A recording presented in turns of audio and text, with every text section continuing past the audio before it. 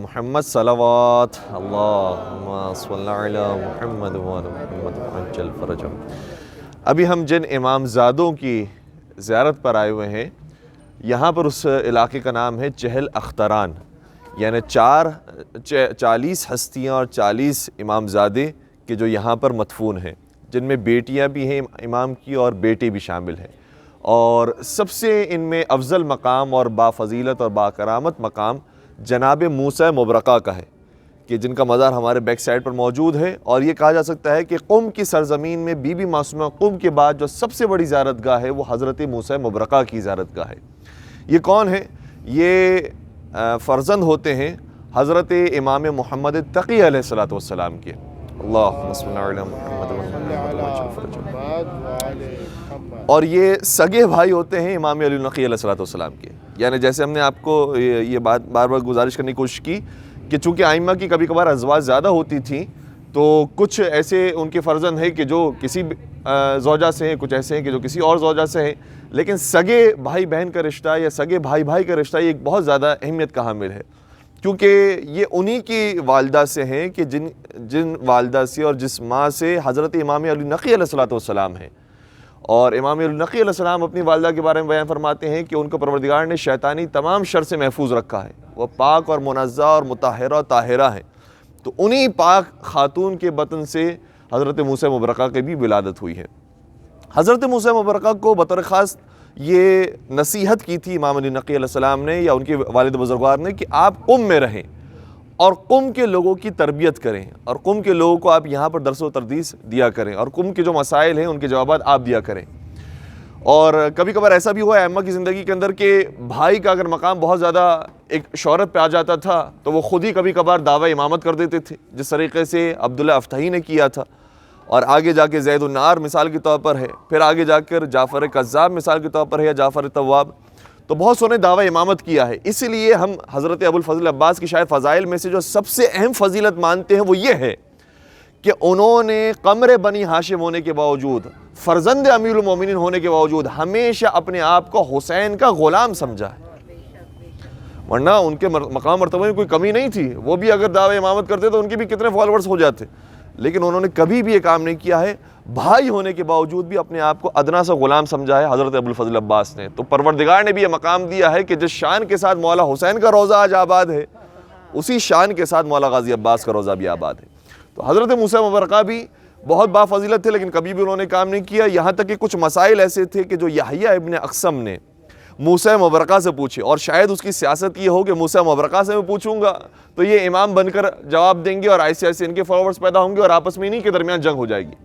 یحییٰ ابن اقسم کے نام سے واقف ہیں کہ امام تقی علیہ السلام کے زمانے میں اس نے مناظرہ کیا تھا امام تقی سے، اور امام تقی بہت بچپنے میں تھے اور اس کو شکست دی تھی۔ یحییٰ ابن اقسم نے ایک سوالات کی فہرست بھیجی موسیٰ مبرقہ کو، اور اس کے جوابات خود موسیٰ مبرقہ دے سکتے تھے، لیکن ظاہراً یہ کہ امام علی نقی علیہ السلام کے مقام کو بتانے کے لیے ان سے رجوع کیا اور ان سے جواب حاصل کیا اور پھر جوابات دیے۔ کچھ سوالات واقعاً بڑے مشکل تھے۔ مثال کے طور پر ایک سوال یہ تھا کہ قرآن مجید میں ہے کہ حضرت سلیمان کا جب دربار لگا ہوا تھا تو سوال کیا انہوں نے کہ کون ہے کہ جو تخت بلقیس کو لے کر آئے؟ تو پہلے ایک جن کھڑا ہوا، اس نے کہا کہ میں لے کر آؤں گا، اور قبل اس کے کہ آپ اپنے مقام سے کھڑے ہوں، کہا کہ نہیں اتنی دیر ہم انتظار نہیں کر سکتے، اس سے جلدی کوئی لا سکتا ہے۔ تو جناب آصف بن برقیہ کھڑے ہوئے اور انہوں نے کہا کہ پلک جھپکنے سے پہلے میں حاضر کر دوں گا۔ تو آصف بن برقیہ نے یہ کام کیا بھی، اور پلک جھپکنے سے پہلے تخت بلقیس حاضر بھی ہو گیا۔ سوال یحییٰ ابن اقسم کا تھا، یہ بڑا ٹیکنیکل سوال ہے، کہا کہ وہ سوال کہ جو سلیمان اپنے درباریوں سے کر رہے تھے کہ کون یہ کام کر سکتا ہے، کیا وہ کام خود سلیمان نہیں کر سکتے تھے؟ اور اگر وہ کام خود نہیں کر سکتے اس کا مطلب ان کے زمانے میں کوئی ان سے فضیلت شخص موجود ہے، ان سے افضل اور اولیٰ شخص موجود ہے، تو نبی تو اس کو ہونا چاہیے۔ اور اگر کر سکتے تھے تو پھر کیا ضرورت ہے کہ کسی اور کو کہیں کہ کون ہے کہ جو لے کر آئے گا تخت بلقیس کو؟ اس کا جواب جب موسیٰ مبرقہ نے امام علی نقی علیہ السلام سے دریافت کیا اور پوری تحریری صورت میں جواب آیا، تو اس میں امام علی نقی علیہ السلام نے شاہ فرمایا تھا اور بڑا خوبصورت جواب دیا۔ کہا کہ حضرت سلیمان اپنے زمانے کے سب سے افضل انسان تھے، اور وہ کام بھی کر سکتے تھے جو آصف بن برقیہ نے کیا، لیکن اپنے درباریوں کے سامنے یہ سوال اس لیے رکھا تاکہ خود درباریوں کو پتہ چل جائے کہ ہمارے دربار میں سب سے زیادہ بافضیلت کون ہے میرے بعد، میرے بعد سب سے زیادہ علم رکھنے والا کون ہے۔ تو جن کھڑا ہوا، لیکن جن سے زیادہ بھی ایک اور شخص تھا جو فضیلت رکھنے والا تھا اور زیادہ علم رکھنے والا تھا، جس کا نام آصف بن برقیہ ہے۔ یہ کام کیوں کیا سلیمان نے؟ کہا اس لیے کیا تاکہ درباری اور دنیا جان لے کہ اگر میں چلا جاؤں تو میرے بعد جو سب سے زیادہ علم رکھنے والا ہے تو میں اس کی پیروی کرنی ہے۔ اور یہی انداز ہمیں پیغمبر کی سیرت میں بھی نظر آتا ہے کہ پیغمبر بار بار جنگ ہوا کرتی تھی تو خود تو جائے نہیں کرتے تھے، کس کو بھیجا کرتے تھے؟ مولا علی کو بھیجا کرتے تھے۔ تو یہ سوال پیدا ہوگا کہ کیا پیغمبر کی شجاعت کم ہے مولا علی سے؟ مولا علی زیادہ شجاع ہیں، وہ زیادہ جانتے تلوار چلانا، یا خود پیغمبر کے پاس زیادہ یہ شجاعت اور ہنر موجود ہے؟ تو جواب اس کا بھی وہی ہے کہ جو جناب سلیمان کے زمانے میں، کہ خود زیادہ شجاع تھے، خود جانتے تھے کہ کس طریقے سے ظالموں کو واصل جہنم کرنا ہے، لیکن علی کو بھیج کر بتاتے تھے کہ اگر میں چلا جاؤں تو میرے بعد جو سب سے زیادہ بہادر اور شجاع ہے وہ علی ابن ابی طالب علیہ السلام۔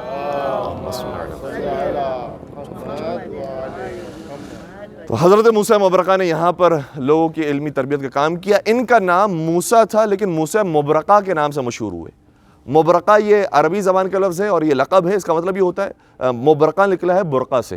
اچھا، ہمارے برقعے کا لفظ عام طور پر خواتین کے لیے استعمال ہوتا ہے، لیکن یہ عربی زبان کا لفظ ہے کہ جو مرد اور عورت دونوں کے لیے استعمال ہوا کرتا تھا، یعنی جو بھی نقاب پہننے والا ہے، نقاب پوش ہو، اس کو کہا جاتا تھا یہ مبرقہ ہے، یہ نقاب پہننے والا ہے۔ اور کیوں پہنا کرتے تھی؟ اس کی وجوہات مختلف ہے۔ بعض کہتے ہیں کہ بہت حسین و جمیل تھے، بہت خوبصورت تھے اور نظر بد لگنے کا خوف تھا، اس لیے حجاب میں رہا کرتے تھے۔ بعض کہتے ہیں کہ گناہ میں لوگ مبتلا نہ ہو جائیں، اس لیے حجاب پہنا کرتے تھے۔ بعض کہتے ہیں کہ نہیں، ایک وجہ یہ تھی کہ سیاسی مصلحت تھی، کہ پہچانے نہ جائیں کہ یہ امام زادے ہیں، امام تقی علیہ السلام کے فرزند ہیں، امام نقی علیہ السلام کے بھائی ہیں، اس لیے نقاب اوڑا کرتے تھے۔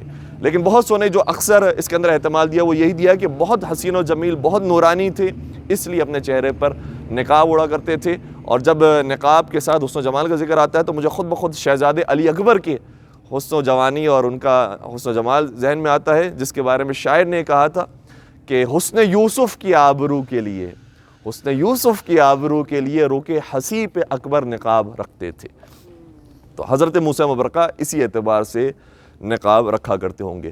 ہم انشاءاللہ ان کی زیارت کریں گے، اجتماعی طور پر بھی پڑھیں گے، اندر جا کر انشاءاللہ زیارت کریں گے۔ یہاں سے اور جو زیارت گاہیں اس کی طرف بھی ہم اشارہ کرتے ہیں۔ پیچھے آپ کے امام زادہ زید کا مزار موجود ہے۔